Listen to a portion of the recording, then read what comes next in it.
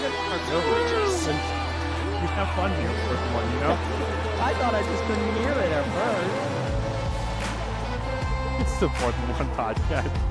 Coming to you live from Lincoln, Liddon, and William Town, PA. Welcome back, all of our fans.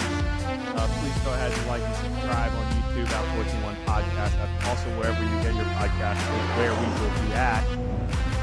It is your boy, aka, sitting next to and behind and in front of and on top of, heyo, Come on. the FB3 insider, Roberto Robert. Hello, sir. Hello. We just got done playing in our Dynasty League where Robert decided to bend me over a bench. Yep. Let's go ahead and we'll just, if you could just say that again. I don't know if everyone actually heard what happened. It wasn't a SmackDown. It didn't have to be. It didn't have to be a smack. That didn't have to be close. Emotionally, it was a SmackDown, okay? Oh, okay. All right. You're getting better. Unlike Robert, my soul is hurting. There you go. Because of that SmackDown. So, I mean, it is what it is. Obviously, as always, Micaiah, Captain Boring, is here. We had a Merry Christmas, and we wish you and your family a very, very Merry Christmas. Happy Hanukkah. Happy Hanukkah. And today, first day of Kwanzaa. For any of our fans who actually celebrate Kwanzaa, I have yet to meet a person to celebrate Kwanzaa. What would Kwanzaa be? Like, what's the country of origin for Kwanzaa, would you say? America, I believe. Is it? I mean, this is a racial issue, so we can get into the real fact. Is Kwanzaa... I'm pretty sure Kwanzaa came out of the I thought Kwanzaa was like a Muslim thing, movement. But I honestly have no idea. Okay, hold on. It originated in 1966 as a creation of I can't say that name. But after it's a race thing. It was a doctor. Yes. Of whatever. Not a medical doctor. Yeah, more than likely not. Yeah. An African American activist and professor. See, all this time I thought it was like a Muslim religious thing. I thought this was a lot older than what it was. I thought Kwanzaa was like an old thing. What even is Kwanzaa? I just hear the word and I just the purpose is to celebrate. I'm reading it from Google. So, all right, African American culture, promote unity and encourage self-determination. It is inspired by traditional African harvest festivals, which involve in-gathering, reverence, commemoration, recommitment, and celebration. It comes from the Swahili phrase Matunda ya Kwanzaa, which means first fruits. Oh, first of all, A+ on the pronunciation. Second, well, hold on. You can't say A+ because you don't even know if the hell I just was even close to being right. You made it sound great. So it's an African-based thing. Yeah? Yes. Okay. Yeah. All right. Well, I was wrong. So I thought it was a lot older than 1966. That's not bad. Most of the people American black after that. separatist, insert name here, I'm sorry, I'm not giving the guy, created Kwanzaa in 1966 during the aftermath of the Watts riots as a non-Christian, specifically African-American holiday. Dr. What's-His-Face said his goal was to give black people an alternative to existing holiday of Christmas and give black people an opportunity to celebrate themselves, their history, rather than simply imitate the practice of dominant society. Per Wikipedia. So is it like a week-long thing? Is it one day? Yeah. Oh, okay. It's basically Black Hanukkah. Oh, okay. Okay. You said you wanted to stay out of this. I'm reading. I'm getting into this. You read Google. I read Wikipedia. Wait, if anyone has an issue with it, edit the Wikipedia page. It has sources. Okay. Why does everyone say Dr. What's-His-Face? Is his name super hard to pronounce? I want to say it's Maulana Karenga. I mean, we should definitely just there it is. Yeah. Google. Okay. Yeah, that's tough. Karenga? That's what I would say. Yeah. All right. Well, good for him for starting it, though. That's pretty. Yeah. That's that's got to be a big honor to start essentially a holiday, a national holiday. The hardest thing to do is start, Right. Yeah. First step. Good deal. Again, like Out on this I just trial. thought that it It's was the a word, and I know. knew it was a holiday that some people celebrated. Does anyone know anyone who actually celebrates Kwanzaa, though? No, there it is. Okay. He was awarded the second PhD for societal ethics from UCF. Okay. USC, sorry. There you go. Okay, great. Well, Well, shall we talk? We're a little bit more cultured now. I mean, listen, I don't know about you guys. I actually was able to watch a lot of these games, and by watch a lot of these games, watching is soft. So is games. I really wouldn't call any of these games. I think the closest one, as I'm looking here, was, I mean, by score, it was Indiana Notre Dame, but that wasn't really the case. Maybe Clemson Texas again, but that's by score. I don't think any of these teams who lost deserve to be talked about. Let's put it that way, especially Tennessee. I would talk about Clemson. You would talk about Clemson? Yeah. Clemson fought Texas, and they were in position to really, I don't want to say upset, but they had Texas kind of like shaking in their boots, come on, their cowboy boots. But if it wasn't for that, what was like an 80-yard touchdown run, that kind of like, they kind of put Clemson away at that point. But I mean, that was a game. It was very interesting because Clemson's defense has actually kind of been the strength of their team all year, and especially their running defense. And so the fact that Texas came out and averaged 6 yards a carry and rushed for almost 300 yards, 292, really kind of surprised me. What really hurt Clemson was they drove all the way down to the 2-yard line. And then it was inside zone, inside zone, inside zone. And then on 4th and goal, they just weren't able to convert and get it home. And that's kind of what killed it at that point for Clemson. But yeah, no, Clemson, I don't know. I expected it to be a lot closer than the score. And I think it was based on what the score indicated. Like, it was not a 14-point game. It ended up 38-24. But I felt like this was like a 7-point game, and that's kind of what I expected from Dabo, to kind of just hype him up. Hype up Dabo Swinney, hype up his team, and go into Texas and look good, and that's what they did. Micaiah, turn down your volume just a hair on your microphone. Oh my gosh, we're doing this again? Turn it down for what? I mean, do you guys want to actually talk about any of the other games, or should we just preview the next one? I'm being serious. Neyland North. Well, I mean, let's be honest. That Ohio State team that played against Tennessee is the Ohio State team I thought was going to show up against Michigan and didn't. And that's probably the best Ohio State has looked since they've played Indiana. And if that's the Ohio State team that shows up the rest of the way out, that's probably our national champion. I mean, they're a 2.5-point favorite for Oregon on New Year. They're a favorite on against. Well, that's probably fair. I found it very interesting. Tennessee said they weren't going to be affected by the cold, and then the only person that didn't seem affected by the cold was Nico, and he's from California, so I don't really know how that's possible. My favorite part of the game was just Kirk Herbstreit becoming unhinged at the end of the game, when it was 35-17, and just going after first take and having to defend Ryan Day, which then the day before, so on Friday night, I took to Instagram and I had to defend Ryan Day because I'm getting tired of everyone. I'm getting tired of everyone saying that Ryan Day should have been fired. What'd you say? I didn't even hear you. I said at 4th and 1. I said threw a plug in. Oh, okay. At 4th and 1 podcast. Yeah. This is my issue with Ryan Day. The young fan base wants him fired. It's kind of like Bill Belichick for the New England Patriots, or like probably the young Alabama fans with Kalen DeBoer. They don't know better. Like, they don't see the full picture. Now, at the same exact time, dude, this is the first big game that he's played. Granted, it was at home. That he's played, that he needed to show up, and they did. And they actually made adjustments when adjustments mattered. Granted, for a very hot and cold Tennessee team. So my question is, you're 2.5-point favorites against an Oregon team. To me, I'm taking Oregon plus the points there, but Like, that's when you have to show up.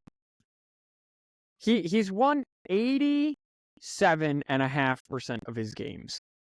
Yeah, but winning a game against Purdue is not the same as winning a championship. I understand that, but like you, as I said on my post, come talk to me when he's lost 8 in a row against Michigan and 14 out of 15. Until then, a little 4-game losing streak. And in 3 of those years, in 2 years, definitely, I don't know about 21, but in 2 of those years, definitely, Michigan had the better team, at least defensively. So don't come talking to me that he just got in his head a little bit and dropped a game. Like, that was his first bad loss because of what he can do against a Tennessee. Like, he motivated that team to a 42-17 win. And Robert, you're completely right. Like, if that's the Ohio State that I get against Oregon, and then against whoever they might get in the semifinal, and then whoever they would get in the national championship, if you could guarantee me that, I am betting on Ohio State 100% of the time, because they have the weapons on the outside, they have the 2 backs, but especially they have the defensive line to just match up with anybody in the country. The only thing that I'm a little worried about Ohio State is the offensive line, but that's just because they're banged up and that they can fall asleep, as we saw in the Michigan game. But like, I'm kind of done with the Ryan Day slander, and as a Michigan fan, it pains me to have to try to defend him. But I'm so done with it. Like, I would kill to have a coach that wins 87% of his games. I would kill to have a coach like that. Well, I mean, we kind of had this conversation before, and at that point, it was mainly geared towards Alabama. Because I think I had this conversation with you at work when I said the kids don't remember, and most people don't remember, that Alabama wasn't always good. Like, Alabama used to be ass, I think. There was a string like after Bear Bryant where they were not good at all. Like, they were like kind of like mid-tier SEC, but like nowhere where they were then. You know, people forget about that, and then everyone grows up just like, oh, national championship, SEC championship, back and forth. And it's kind of like now Ohio State's essentially the same way. Ohio State, they had their years where they weren't great, but then they have the string of really good years that are still good. And I don't know, people just kind of live off of, for whatever reason, the Michigan-Ohio State game, and it's both fan bases, that game is the national championship, or that game is the season. You have people who are like, well, if they lose every game but win that game, it's a successful season. It's like, no, not really. You're not going to a bowl game. You're not going to postseason. Ohio State fans are like, well, I would rather them beat Michigan than win a national championship. I don't know. I would 100%. If you told me that we would lose to Ohio State for the next 100 years, but we would win the next 100 national championship, I'd take that. I'd take the national championships in a heartbeat. Yeah. Okay, we lost to Ohio State. Well, guess what? I got 100 trophies lining my thing that says I'm the best team in college football, regardless of how Ohio State does. I could care less about, does that change the meaning of the game? No. But it's kind of turns back around to the fact that it's just another regular season game that usually does have playoff implications. But since the year 2000, Ohio State has had one losing season, and that was in 2011. That was the year Jim Tressel got fired and Luke Fickell was in an interim basis. Their worst season, if you take out in 2011, is 7-5. That is in 2001. They did go 8-4 in 2004, but then since 2005, if you take out 2011, they haven't had more than 2 losses except one time, and that was in 2008.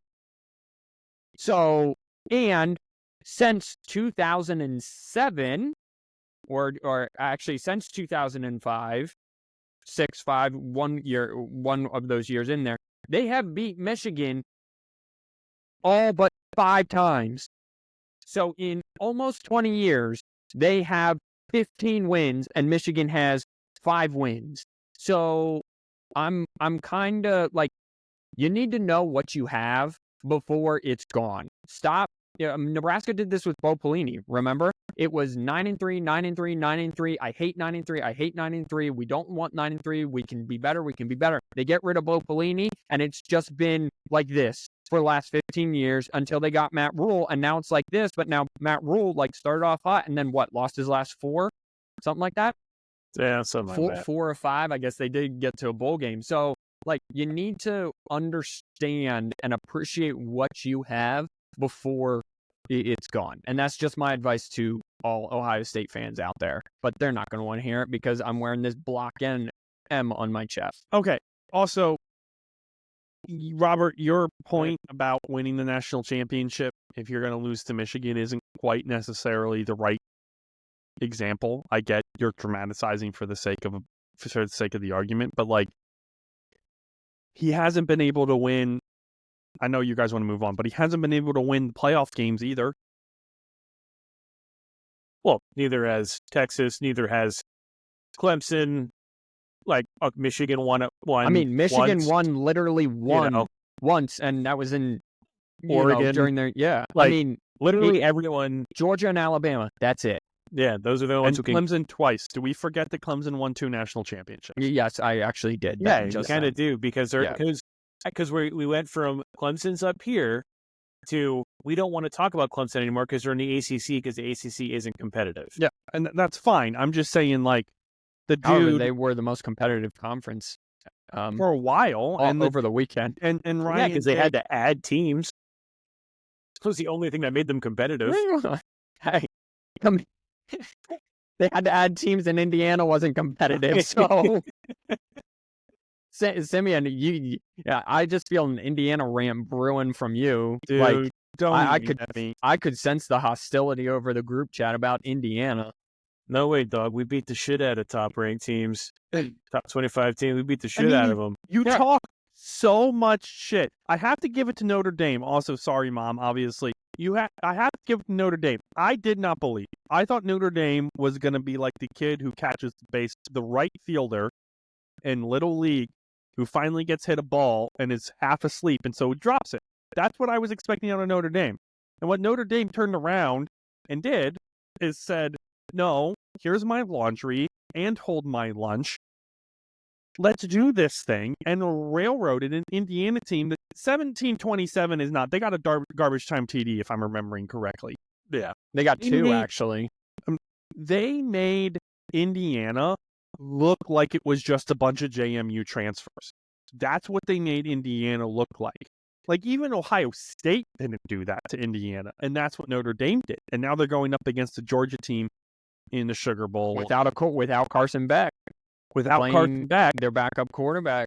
So I don't really I have more of a rant against SMU, and that's only because I have money on the Boise State game, and we'll get to that here in a second.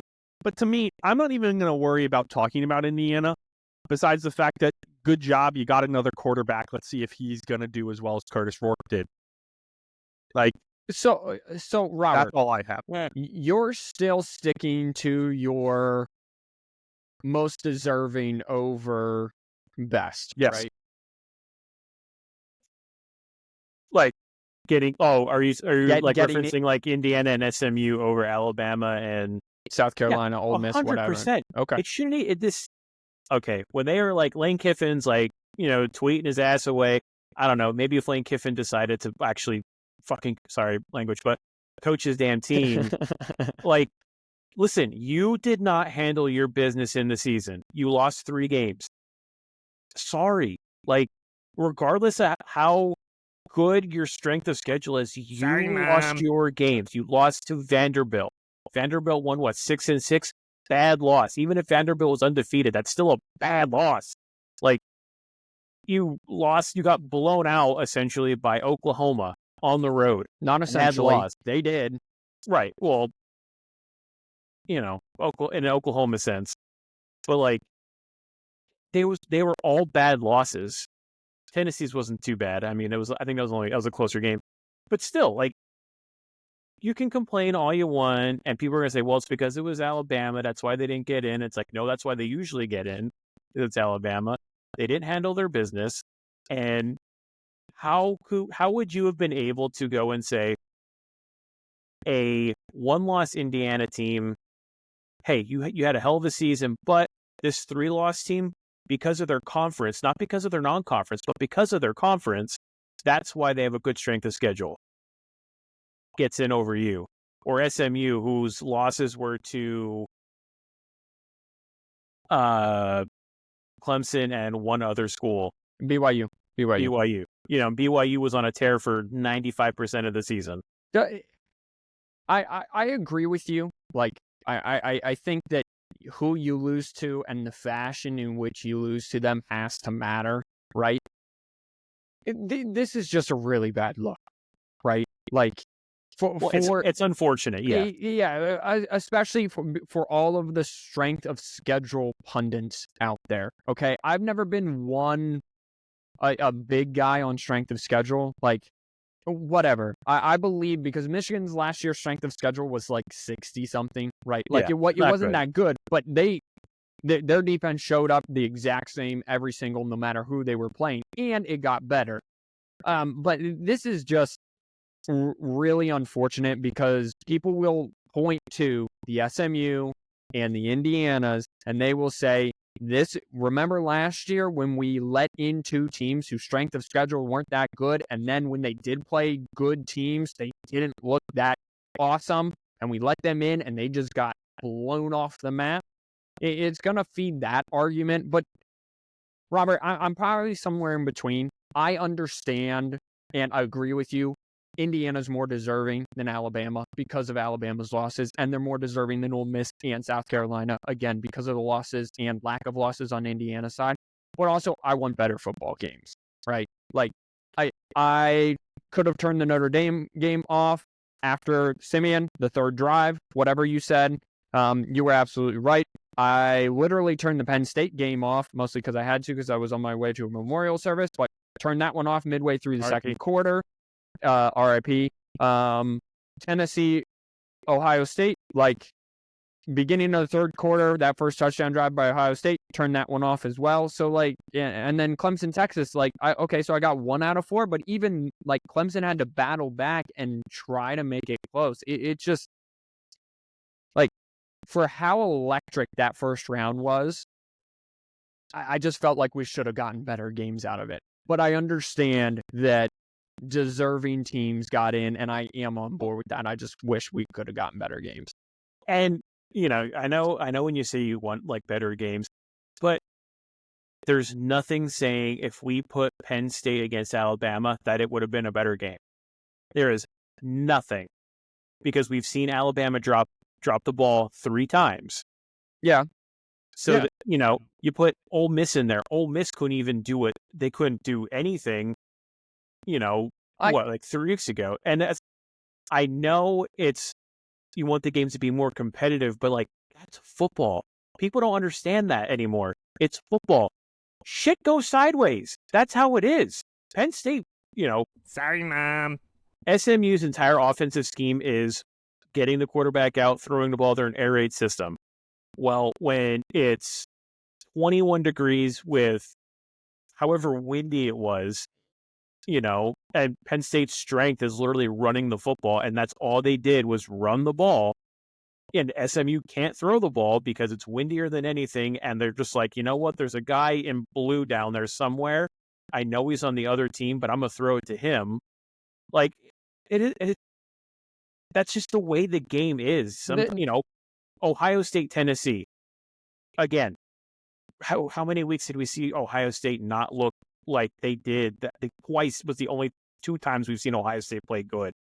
I guess, and I'm more speaking to the Penn State, SMU, and the Indiana Notre Dame game. The talent gap was very obvious, I think, and that's what's going to stick with people the most, right? Like, those games especially, the talent gap was like, oh, like, Indiana just can't match up on the line of scrimmage with Notre Dame. So now with the next week games, yeah, what if Notre Dame dog walks Georgia, right? Penn State lays an egg against Boise State, and Boise State wins by 2 touchdowns. Mm-hmm. You have Oregon just obliterate Ohio State, and Texas and Arizona State again are close games. You sit there and go, well, Penn State, I wish the second round would have been better, but, because you can't even say the talent gap then, because you're just going to sit here and go, well, Georgia didn't have Carson Beck, and play the Florida State game, or, we're just like, Ohio State's not deserving and someone else should have been in there. Like, every round you're going to be able to say, well, that team really shouldn't have been in there. Well, that team shouldn't have been. Tennessee matches up with Oregon probably better than what Ohio State is, but, Ohio State did what they did. My brain's kind of weird, Robert. Like, well, listen, we know that. We know. We know that. We know. You guys know. I only kind of make the argument I'm making in the first round. Second round, third round, or whatever, I understand you can make that argument. My brain doesn't go in there. In terms of this, it's, okay, Penn State deserves to be here. They get dog walked by Boise State. Now it goes back to that argument of, okay, well, Boise State was just better than Penn State. Like it doesn't go back to should, SMU or Tennessee or whatever gave them more a better matchup. However, your argument, Robert, of the way they seed them, that's kind of got to change for me, because giving the conference champions buys when they're not highly ranked conference champion does present a problem for the number one overall seed, and that would be Oregon. In a normal system, Oregon would be getting the winner of Boise State, Indiana, instead of the winner of Tennessee, Ohio State, and it would be an easier road for them. So, also, though, are we kind of in this scenario because of Boise State being 3? Yeah. Clemson being 12. Yeah. If Clemson was ranked higher and they're kind of in that position, now it's like, okay, the seedings, I think, would be kind of almost drastically different, probably. Right. If Clemson was like 9, right, above Boise, wherever Boise finished, I think Boise finished at 9. So if Clemson finished 8, it would be much different, because then Boise would have been 12, had to go on the road to Texas, and Clemson would be sitting here at 3, and then it would just, re-rank everyone, and it would look a lot different. So yeah, no, you are right. I think. Yeah, go ahead. I guess we're gonna have to wait until next year to try and have, like, if our conference champions are better than, like, is Boise State going to be the one-off for this year, and then next year it kind of writes itself, like rewrites itself, and it's like, oh, okay, yeah, the seedings are much better than what they were, as long as that Boise State or whoever it is at that point is like that 12 seed or 11 or whatever. Right. Yeah, it'll be very interesting to see. I think we get another year of this, and they probably won't rework the seeding and stuff until the new 14-team playoff and starting in 26.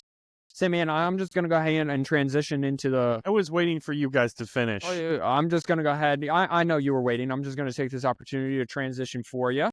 But out of all the games next week that very interests me is the Notre Dame-Georgia game. Mm-hmm. And that is because Georgia is playing without starting quarterback Carson Beck. Gunnar Stockton, highly touted recruit, has to play backup. Notre Dame's defense is very good. What are your guys' thoughts on Notre Dame, Georgia? So, man, you haven't talked in a while. You good? Listen, I'm letting you guys carry it because you're the smarter ones out of here. I'm just here for the good times and the fun times. The Notre Dame game, the Notre Dame Georgia game, interests me the most. Like you just said, out of the 4 games that we have this upcoming weekend, well, middle next week. Anyway, it's not necessarily the defense. It was Notre Dame isn't known for their offensive prowess. And the run game that Notre Dame's ran against Indiana intrigued me to the point where I'm thinking of drafting the running back in my dynasty league. Jeremiah Love, baby. Jeremiah Love. Sorry, I'm thinking of the guy with the last name of Blue from Texas. He also is Jaden Blue, yeah. Jaden Blue. I don't... for that SEC championship game, he did enough. I don't know the backup quarterbacks. He did enough to get the job done. I'm wondering now, we're in the South. The Sugar Bowl's played where? Dallas, that's Jerry World, I would assume. We're in the South, we're away from home. Obviously, Notre Dame is going to transfer Caesars Superdome. We're in New Orleans. Louisiana. We're gonna have Notre Dame fans who travel well, but we're also in the South, which means we're gonna have a lot of Bulldogs fans. We know they like to travel too. So you kind of are away from your environment, you're away of your controlled place, and now this is the big game, and what can they do with it? That's my question. I don't know, which is what you want from an analyst. To me, I think Georgia's favored by 2. Yep. To me, I like Notre Dame here more just because we have a team together who's done what they need to, and their offense does what it needs to, but I'm not confident calling it one way or another. Rob. The biggest question obviously is Gunner, quarterback. And Notre Dame, I don't know. Huh? Oh, what a name. Yeah. Notre Dame, ever since the Northern Illinois game, has just looked better and better and better and better and better. They found an identity, and they're going out handling business, and there's a big radar in the sky, whether it's American, Chinese, Russian, whoever, and it's literally on every single team except Notre Dame. They have flown under the radar. They've just played football, handled business, and now everyone's like, oh, this Notre Dame team is starting to cause waves, and they're catching Georgia kind of at the best moment because they don't have a starting quarterback. They're still trying to figure out their run game. They get flashes of really great running, and then it kind of peters out, but Notre Dame's rushing defense is pretty stout. And Notre Dame's rushing game in general is very good.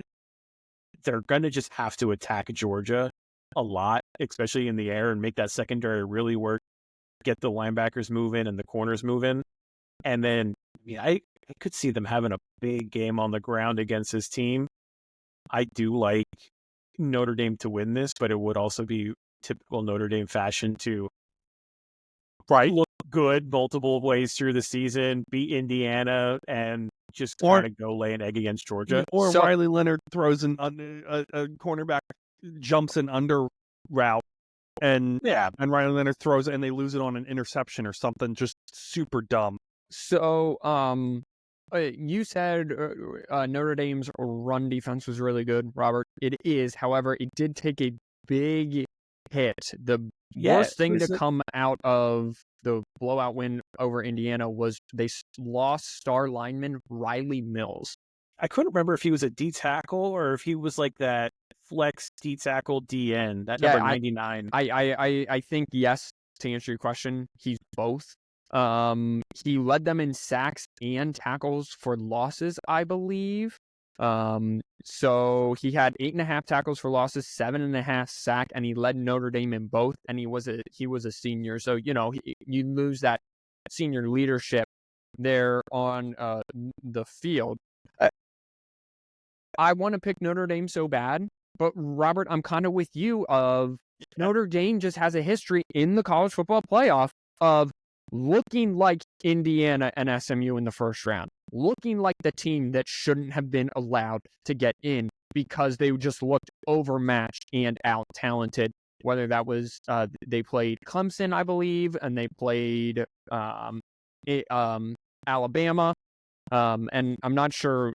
I think they got in 3 times, but every time it was multiple touchdown loss. So this will be a very interesting game to me. I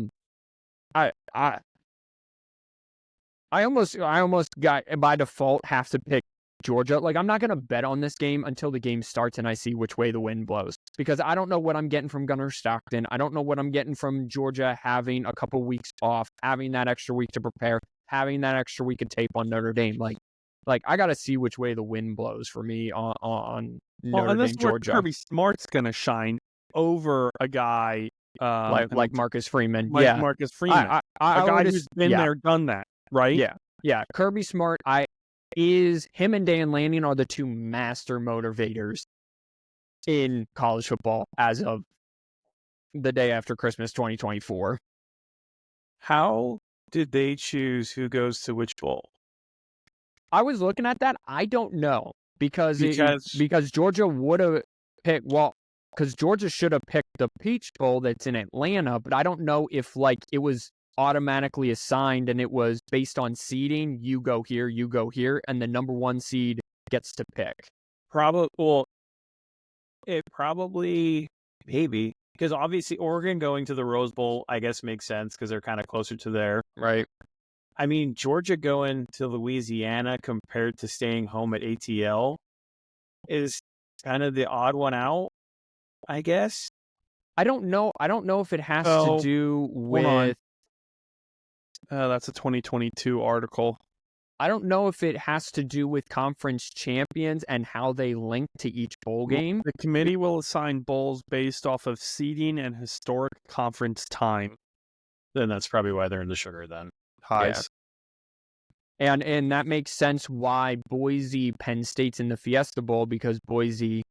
fun fact about the Fiesta Bowl, Boise and Penn State, one of these teams will experience their first ever loss in the Fiesta Bowl. Hey, how about that? On New Year's Eve, around 10:30, 11 o'clock. So let's hope that loss comes from Penn State. Let's go. Hey, let's go, boys. Let's talk about this, because this is what's curious. The 2024 Boise State Broncos team. They know who they are. You're saying flying under the radar. Obviously, they had Ashton Jeanty, who got... Sorry, Travis, you're a great athlete. This is nothing against you, but it is against the fact that you played two ways. You don't deserve the Heisman. Ashton Jeanty did, in my opinion. They had a first-year head coach, a first-year offense and defensive coordinator. Offense and defensive coordinator. Sorry, I had to double-check. Both by the way, co-offensive coordinators and co-defensive coordinators. Their quarterback, a sophomore, mind you. Sorry, I have to pull this up. Threw for like 24 touchdowns, not interceptions. He's like 24 for 4 on touchdown to interception. This is a team that's flown under the radar, who's shown up when they need to in big games. So we have a new coach who's been with the program since 2017, but a new coach coming into a new area. I shouldn't say they've obviously been to the Fiesta Bowl before, but it's not a home game. Not like Boise State fans travel well. P.S. you guys do. Against a team who, quite frankly, finally looked like the team they were supposed to be against SMU all year, but really has exactly one threat on offense, who's going to be the first tight end taken off the board, who has a quarterback who's so bad he has to come back for another season. That's just me throwing shade. Wow. And now I have $10 on this game because SMU couldn't upset Penn State for me last week. Simeon just throwing random shots at Penn State is my favorite in every podcast. There are 3 teams left in this playoff that know who they are, and I've said that they were only 2 in the past, and I said it was Oregon and Notre Dame. Those are the 2 teams in the college football playoff, right? I'm mimicking myself. I'm making fun of myself. Those are the 2 teams that know who they are. I apologize. Boise State knows exactly who they are, and his name is number 2. That's not his name. His jersey number is number 2. John Cena. And his name is Ashton Jeanty, 2497, 29 touchdowns. He is excellent. Simeon, you made a good point in their quarterback. Maddox, Madsen, 2,700 yards, 22 touchdowns, 3 interceptions. Boise State was more on TV, more kind of during the end of the season, and I got to see them more when they had to be more balanced because Ashton was a little banged up / they were really stacking the box and forcing them. He's able to keep them balanced, okay? He's able to, if it's a 3rd and long, a 3rd and medium, a 2nd and long, whatever the case may be, he's able to make the throws to keep drives going. So that really encourages me that Boise can not only stay in this game, but keep it competitive. I know it's Penn State right now minus 11. Again, that seems a little high, but the strength of the Penn State defense is their running defense, right? Like they're kind of suspect on the outside, but their front seven, especially their D-line, controls the run very well. And that it's strength on strength because Boise, well, suspect on the outside on offense, but their strength is their offensive line, tight end, group fullback, and Ashton Jeanty, of course. Robert, how do you see this game? Because I'm just seeing this minus 11 for the first time. That's where it's open. That's where it's sitting right now. The numbers really haven't moved much. That just seems a tad bit high to me. Well, I'm going to be honest. The way I'm seeing this game kind of playing out is Penn State, if you just take your, if you bring up the bracket, and you kind of just look at the SMU and you kind of just put your finger over that and you look at that score, that's pretty much what I see. Like Jeanty, very good running back, definitely with a snub for the Heisman. I mean, he's going to be running into that defense. And it's not like they're going to run him 15 times.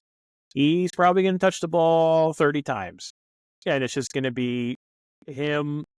If he's not going to go untouched for a huge touchdown. He's going to be fighting every inch, every yard against that Penn State front, which means they're going to probably have to pass it a little bit more. And I don't like those odds against Penn State secondary, even though that secondary kind of got chewed up a little bit they got chewed up a lot of it against Oregon.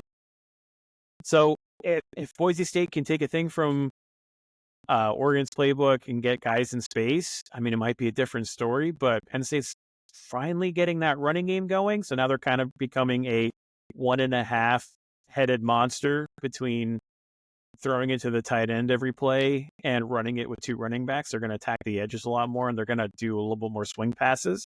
But it mainly kind of depends if they keep Drew Allar healthy. If he gets hurt, Penn State is in trouble. Penn State starts slow. Like, that is very evident. Even in the SMU game, SMU really controlled that first half outside of the 2 pick sixes in terms of ball control, moving the ball. Like Drew Allar, it was 3 and out, and on the throws, they did not look good. Probably what's going to happen, Robert, you're right, is Penn State's going to just dominate with their 2 backs, Singleton and Allen, with Singleton and Katron Allen, and they're just going to kind of try to dominate the line of scrimmage, and I'm not sure Boise State can hold up, but still, I just expect a little trickery or something from Boise State. They're coming off of a kind of a bye week, an extended amount of layoff. I just think that 11 is a lot. I still think Penn State's going to win just because they are the more talented team, but I think Boise State covers this 11. I agree with you. And this is the last thing, and then we can move on. We're forgetting exactly 2 things. We're forgetting that, most importantly, James Franklin is on Boise State's side here. He has not... He Franklin 2 games, so now we don't know. We've never gotten this far if we're James Franklin. We've never been in this big of a situation where we've needed to. And to be quite frankly, he played a good Big Ten championship, so you can say he half Franklin'd a game. So he has a half of Franklin of a game to give up. He almost Franklin the SMU game, going for it on 4th and 1 in his own end and got stopped, and then they threw a pick 6, so he got bailed out there. Yeah, so we have a Boise State team who's known to throw a trick or 2. This is I just looked at their coaching staff. In this bowl game, they know they're underdogs. They always play as underdogs. I just looked at their coaching staff. Like I said, they have co-defensive and offensive coordinators. Their defensive coordinator, their offensive coordinator, or I guess offense and co-offensive, is Dirk Cotter. Cutter. He used to be the offensive coordinator for the Tampa Bay Buccaneers. Yep, and he had coached Tampa Bay Buccaneers and the Atlanta Falcons. I think he was the OC for the 28-3 comeback, which is never a good sign. That was Kyle Shanahan, but he was on that staff. Yeah, he was. Okay, my bad. Boise. He also was the head coach at Boise State for 2 years, 98 to 2000. Yeah. Okay, dude, 65. The other guy is Spencer Danielson, or is that their head coach? Hold on. No, that's their head coach. Nate Potter is the other guy who's younger. He's 36. But he's been with the program. These are guys who have... Oh, he played for Boise State, 07 to 11. Okay. These are guys who've been with the program. Like you said, they know who they are. They have a defined aura about them. So I think it's a very possible that they're going to throw a couple of lateral hook and ladders. They're going to throw a Statue of Liberty in there. And all of a sudden, they're going to be up 21-7 in the third quarter, and Penn State's playing from behind for some reason because Ashton Jeanty runs, for a 40-yard touchdown or something. This game's going to be decided up front. This is a very good offensive line against a very good, one of the best defensive lines in the game. Remember, Boise State only lost to Oregon by 3. Yes. Did Malachi Nelson transfer? He did. He is transferring, yes.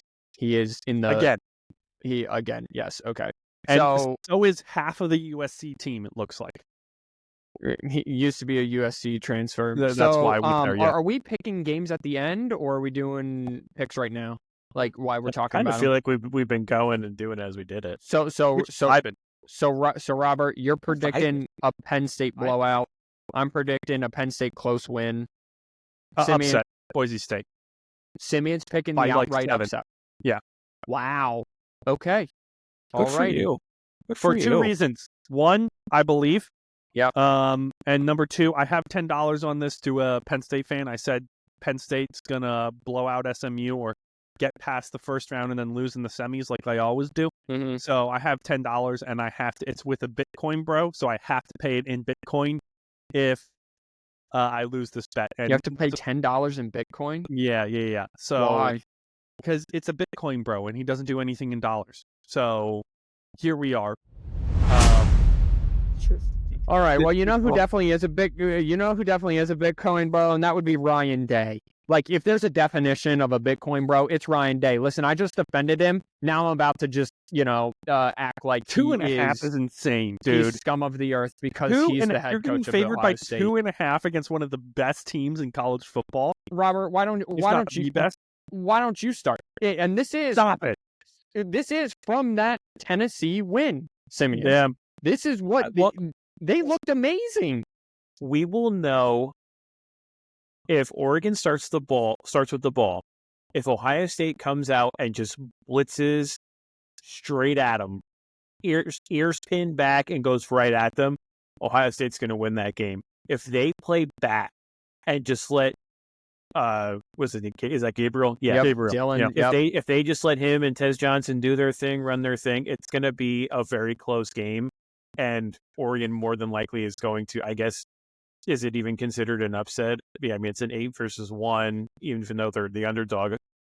And then on the offensive side, if Ohio State starts with the ball and their first play is a 1-yard rush and not a deep shot with Jeremiah Smith, then Ohio State is going to be in trouble. I don't know if Chip Kelly knows what he's doing / doesn't know what he's doing, because it just seems like it's a week in, week out thing where, you know what, we're not going to, Jeremiah Smith, probably the greatest wide receiver Ohio State's probably had. Whoa. And they literally had Marvin Harrison Jr. last year. Whoa. Yeah, well, Marvin Harrison Jr., listen, yeah, Marvin Harrison Jr. is good, but Jeremiah Smith is better. Okay. Well, let him have it. Let him have it. Yeah. Okay, fine. Yeah. And to keep the pod moving, I will concede the point. Okay. No. Go concede the point. Just let him. No. That was a sarcastic conceding the point. Okay, good. Yeah. If they don't feed the ball to him, TreVeyon Henderson and Quinshon Judkins are not going to get it done for you because Oregon just matches speed with speed, and Oregon just has a lot more speed. And Will Howard is going to be looking for that big redemption arc. And yeah, no, I don't see the redemption happening. So it's hard to beat a team twice in the same season. Oregon already beat Ohio State. If we put our vision on and go back and look at that game again, it's like, that sound when people do a flashback in like sitcoms and stuff. Yeah, okay. Right? Oregon was in a back and forth game, and it was going to be winner with the ball last, right? Yeah. Oregon had just scored, could not stop Ohio State. They say it was on purpose. It was 100% intentional. The line drive, the kickoff that went a line drive right at the Ohio State player, bounced off of him, and Oregon recovered, got the ball back, touchdown, and actually kind of like got ahead of it, and then it went back and forth, and Oregon just had the ball, and then Oregon had the ball scored, and then Will Howard, slid with no time left. So it's not like Oregon dominated that first time around. Oregon also was at home. They probably should have lost on a walk-off field goal, and if that happens, I'm probably taking Oregon here because the roles are reversed. But it's hard to beat a team twice. Ohio State just showed me that their hair was on fire. Oregon's also going to have their hair on fire because Dan Lanning is the master motivator that he is. But I just think that there's too much talent on the defensive side for Ohio State. Denzel Burke's going to have to figure some stuff out because Denzel Burke had the roughest night of an Ohio State secondary member since Lathan Ransom in 2021 or 2022 when he just got burned by Cornelius Johnson over the top just all the time and just let Donovan Edwards run by him. And Lathan Ransom's still on the team somehow. So Denzel Burke's got to figure it out in the secondary, but I expect this to be a high shootout.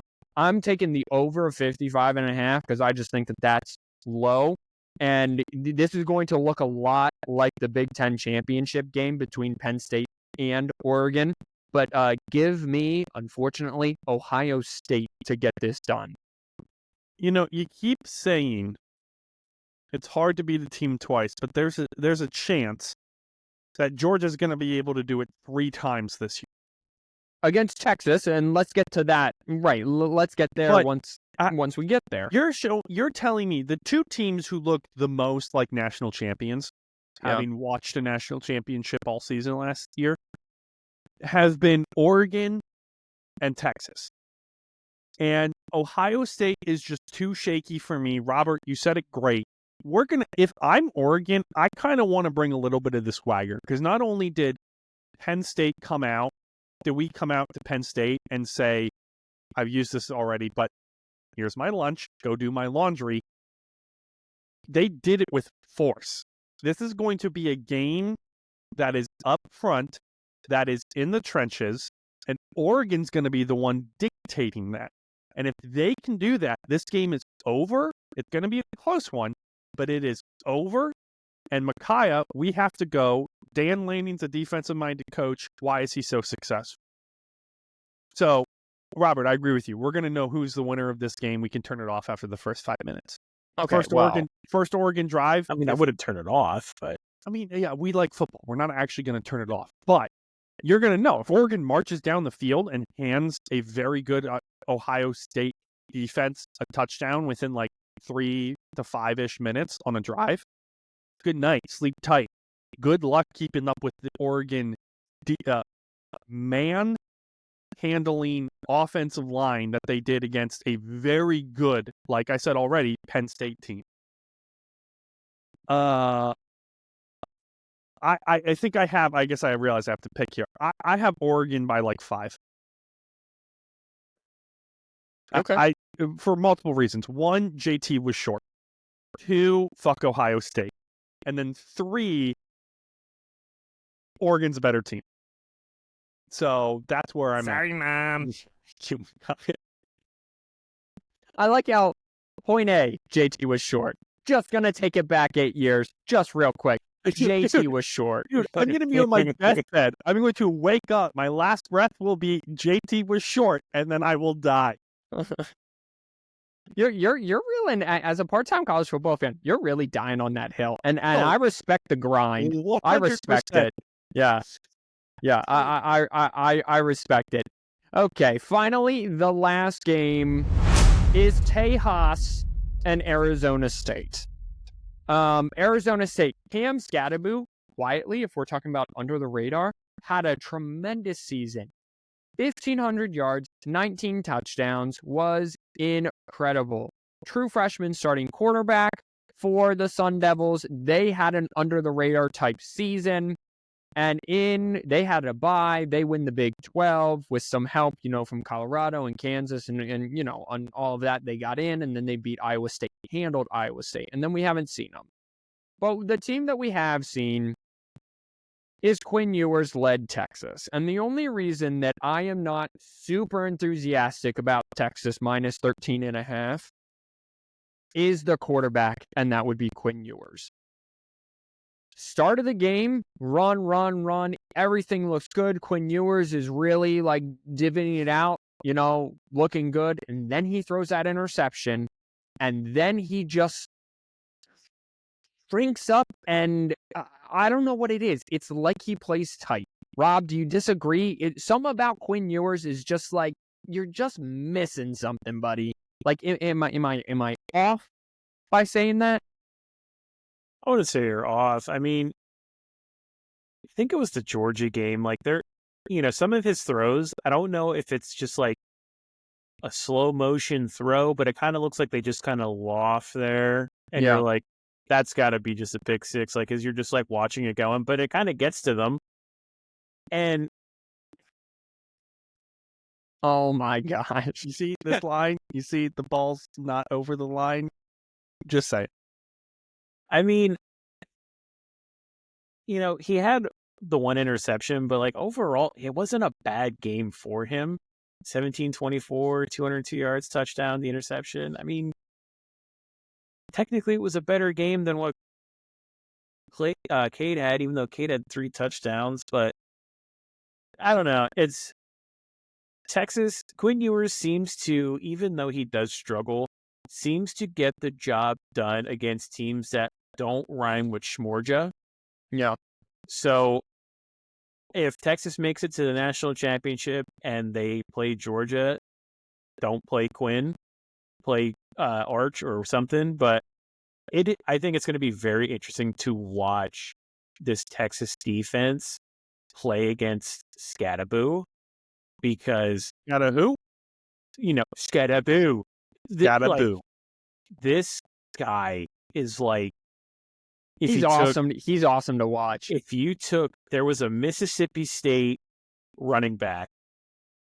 He was like a bowling ball. We've had this conversation before. We have. He was with Dak Prescott. Yes. And that's kind of what it's like watching him, because he just kind of bounces off people, and it's like a little pinball. But dude, old school football. 2003.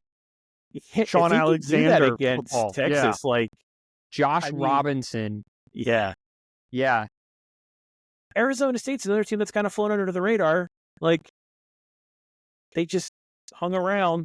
I don't know. This could be the best game, honestly, because Oregon and Ohio State probably going to be a shootout, which, okay, rightfully so. That's what they're just going to do. Yeah. But this one, I think, is going to be the kind of shootout that you really want to see, because it's going to be the heavy, smash mouth kind of shootout, where it's a long drive, touchdown, not touchdown. It's going to be who's going to have the ball last and who's going to punch who in the mouth.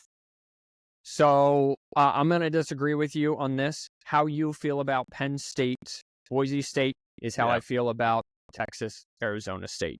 Texas has, if they show up, the best defense left, and the best defense that can kind of just clamp things down. I think what Arizona State does well, even though their quarterback, Sam Leavitt, threw for 2,600 yards, 24 touchdowns, 5 interceptions, Ewers was 2,800 yards, 26 touchdowns, 10 interceptions. So it's very similar, but I expect Texas's defense to just show up and say, you're sort of one-dimensional, and they're secondary to kind of clamp down. So I think that this is, hey, you're in the Big 12. We used to be in the Big 12.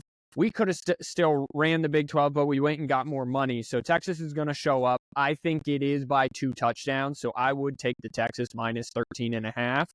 The only thing would be if they get to Ewers early, I think that it's going to be closer than the 13.5, but I still take Texas to win.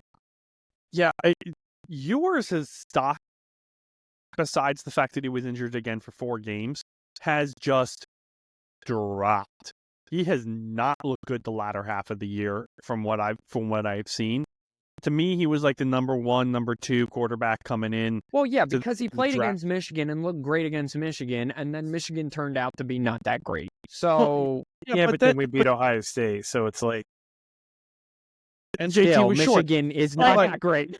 No, they're not. And it's it's such a weird season. I love it, though. I'm loving this season. Simi, sorry, we interrupted. Go ahead. No, that's totally fine. I don't have anything smart to say. It's just one of those situations. Stop putting in Arch Manning and only making him run the ball. If you're you have to let him pass it every once in a while. If you're not just gonna cover him, because it's a very deep. If I'm a linebacker, as soon as he comes in, if I have a zone read, it's like, all right, let me make sure, he's running. Of course he is. And then just go tackle him in the backfield for a 2-yard loss. It's not difficult if you're Texas. To me, this Arizona State team, Micaiah, you said there were how many teams that knew who they were? There were 3. Boise, Oregon, and Notre Dame. This Arizona State team might know who they are. Yeah, you're right. The reason I say that is they might be a little too hype about it. What is it? Kenny Dillingham? Am I getting that? Am I remembering that correctly? Dude, you are 2 for 2 with names today. Let's absolutely go. Okay. Now the big test. What's his name? The wide receiver Smith.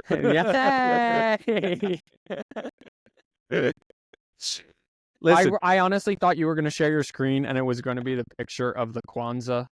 The guy who came up with Kwanzaa. Full circle, baby. Full circle. Let's go. Listen, this is one of the situations where this is going to be, I agree. I think this is going to be a fun game. Peach Bowl. We're in Atlanta. I think Arizona State's going to have fun with this game. A 2-score game is a little ridiculous to me.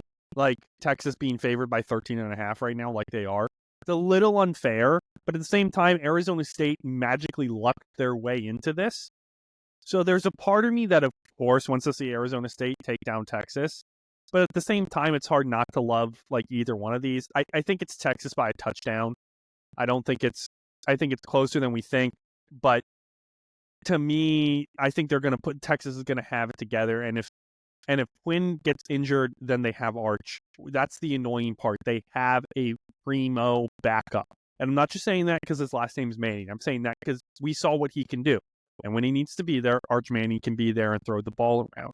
So Quinn technically has 1 more year of eligibility, right? It'd be hard not to take it. Who's the starting quarterback for Texas next season, win or loss? If Quinn comes back? That's probably Quinn. I don't think Art's transferring. I don't. Art said he's staying. Yeah. So if I'm Quinn, I'm coming back because I don't necessarily have the same. But he doesn't know if Quinn's coming back. If Quinn comes back, right? First of all, does Quinn go? If I'm Quinn and I come back, I leave. I leave Texas. That's what I would do. If I'm coming back, I gotta leave Texas because at this point, I don't know that I'm the better option over Manning because Manning can run and he's shown the ability to be at least comparable throwing the football. We would right? have to enter the transfer portal in the spring. And you know who people are talking about? Oregon. Because Oregon's got an open checkbook, and Oregon's just going to play the Oklahoma of taking the veteran transfer quarterback and just surrounding him with speed and a running back and just say, hey, just go win games. That's all I need you to do. He doesn't fit that offensive scheme, though. He's not a runner. Good offensive coordinator will make anyone fit a scheme. Dante Moore fits that way better. Is he still there, though? I thought Dante Moore so. transferred. I'll tell you here in a second. Yeah, I'll tell us. Also, Arizona State, is Jordan Tyson back yet, or is he still out? The wide receiver? Yeah. Well, I'll look at that. Because funny enough, Arizona State has a 1,000-yard rusher and a 1,000-yard receiver. Texas has neither. Yeah, when I said that there were only 3 teams that knew who they are, I was wrong. Arizona State clearly knows who they are, and it's Cam Scadaboo. That's who they are. Yeah, Oregon, DJ, who is it? DJ Moore? Dante Moore, I'm sorry, is there. Yes. Yeah. He's still there. I think Dante fits that more. So December 4th, he underwent surgery. Will miss the remainder of the season. However, 8 days ago... Oh, no. He tore his ACL, MCL, and his PCL. Okay. Nope. Yeah, he's done. His knees. All right. He should retire. Dude should retire. Right? Boys, anything else? You know what? I hope everyone had a wonderful Christmas holiday. It's a weird time. I don't know what day it is. You don't know what time it is. It's the weird time in between Christmas and New Year's. So anything goes. So maybe I won't say wash your hands, you filthy animals. Maybe I'll say go out and rub them in dirt, you filthy animals. I don't hate it. Guys, I'm going to be second. All right. Go out and rub them in dirt, you clean freaks. It's the opposite. Yeah. Wash your hands, you filthy animals. We'll see you later. But you guys, good try.